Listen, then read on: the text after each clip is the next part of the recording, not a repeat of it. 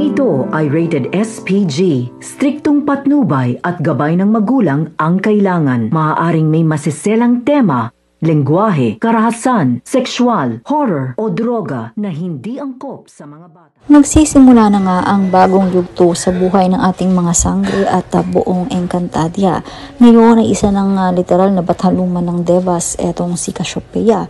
Papaba nga ito kina Lyra at Mira upang magbigay ito ng mga sandata na maaaring gamitin sa pagpapalaya kay Pirena mula sa Balaak, sapagkat dapat silang magmadali. Sapagkat malapit na nga mabuhay muli si Hagon at ang kanyang mga alagad sa pamamagitan nga nito ni Bathalang Gargan.